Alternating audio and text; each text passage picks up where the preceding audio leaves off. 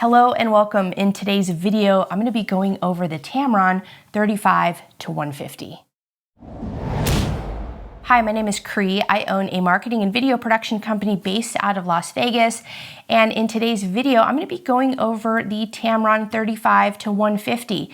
Now, I do own this lens, and although I do provide technical details on the equipment that I share in these videos, I'm mostly interested in sharing more of a hands-on review. And what that means is I'll be sharing the pros, the cons, and the situations in which I think this lens thrives. Let's start with the cons. So right away you can see that this is not a small lens and it's certainly not a light lens. When I first put my hands on this Tamron lens, I was surprised. And the reason why is because I own a number of Tamron lenses like this one, the 70-180, and these lenses tend to be lighter in nature and more compact. And you can see right here that the 35-150 is larger than the 70-180. So that was a big surprise for me. The other con to this lens is unless you're using it on a tripod, it's heavy. If you are carrying it for a long amount of time, you will become fatigued, especially if you're only putting this lens on the body of your camera. So what I do suggest, if you are going to go with this lens and you're going to use it in more of a run and gun situation, definitely put your camera in a cage. You'll want to use either a top handle or a side handle. Now, for me personally, I did not enjoy using a top handle with the setup, and the reason why is because this lens is so heavy, it tends to bring the front of the camera downward. So I found myself shooting and still having to hold the camera up. Now that's fine for 5 or 10 minutes, but when we're talking about larger or longer shoots, I got really tired very quickly. It was harder for me to stabilize and hold on to my camera with this lens for a long period of time. What I did find useful for this type of a setup was a side handle. So I was able to put my hand underneath the lens over here on the left-hand side. I could have my screen open, can see where I'm shooting, and then with my right hand, I'm firmly grasping this side handle, and I was able to control the camera very well in this situation. And also, if I needed to just be standing around, I could just hold the camera down by my side with this handle, and it was definitely more comfortable for me. So yeah, those are the big cons to this lens, and definitely something to keep in mind if you are going to purchase it. But those are the big ones that really stand out the most in my mind.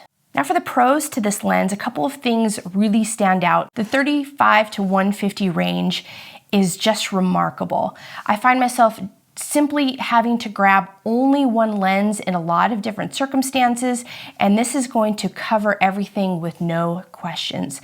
The other thing I really love about this lens is that it has the 2.0 to 2.8 aperture range. So that means at 35 millimeters, I can go all the way down to 2.0 and get that nice bokeh background if I'm doing a talking headshot or an interview style video.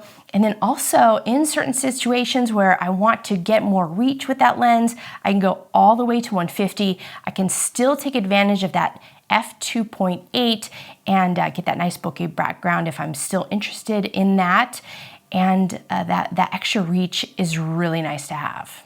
All right, now let's talk about the situations in which I think this lens shines the most. So the first is if I am going to meet a client and we're going to do a talking head type video like this, and I also need to shoot B-roll while I'm there, I'm just gonna grab one lens. I'm gonna take the 35-150 with me.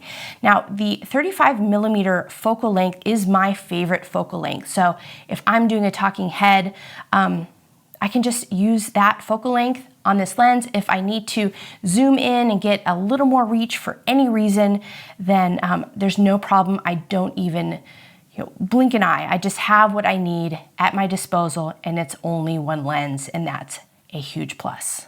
The other circumstance where I see this lens shine the most is when I'm capturing events. And the reason why I have these 3 lenses still sitting on the table is because when I first started shooting events, I reached for the 24-70, and I used that for a long period of time for years, and it's a beautiful lens and a beautiful focal length to use. However, what I found was that I I really would like a little more reach. So I started using the 24-105. Now this lens is an f4.0 lens, but when I'm shooting events, I'm really not prioritizing a blurry background. In fact, I want everything that's in the view, in my frame, to be clear. I want it all to be in focus, and I want people to be able to see that they are in fact at an event. There's lots of people, there's things going on, there's intimate moments, and everything that's going on around you. I really loved using the 24-105, and this lens is also stabilized, so that's really nice. The other lens that I use at events is the 70-180.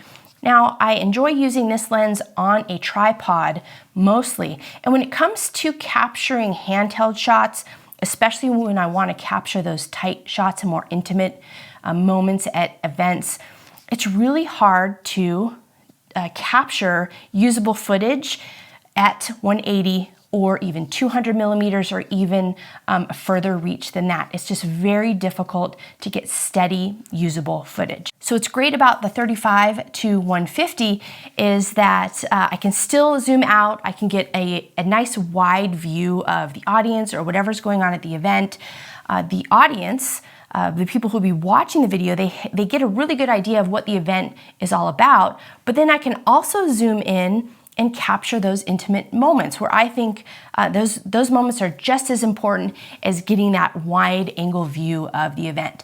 It's those situations where people are clapping their hands, or they're smiling, they're laughing, they're meeting other people, they're shaking hands, they're having side conversations.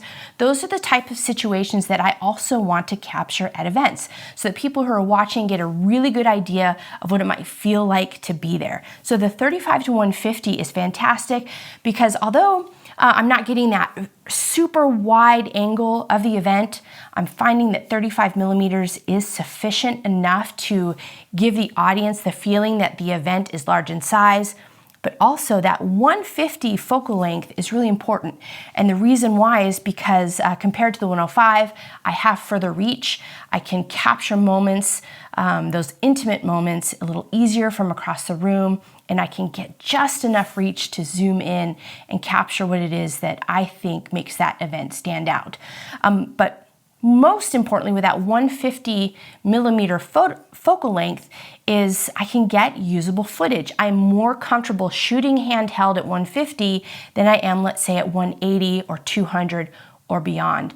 So although it takes a little more practice and a little more time, the 150 focal length, I'm finding I have more usable footage, I capture those intimate moments, and I'm really finding myself enjoying using this lens the most at events. Now, if you're considering purchasing this lens, then I just can't emphasize enough, it is heavy. So if you are looking for a lens with more reach, but you want something on the lighter side, I would actually recommend the Tamron 70-180, f2.8 by the way, or the Sony 24-105. But I'll tell you what, the more I use this lens, the more I really enjoy using it. The image that comes out of it is just beautiful. And now that I'm finding myself discovering a more comfortable setup, I am reaching for it more and more. So if you're considering purchasing this lens or you already have it, I would love to hear how you plan to use this lens or how you are putting it into practice now. Leave that in the comments below. And before you leave, please subscribe to the channel. More hands-on reviews like these will be coming in the near future. Thanks so much for tuning in, and I'll see you on the next video.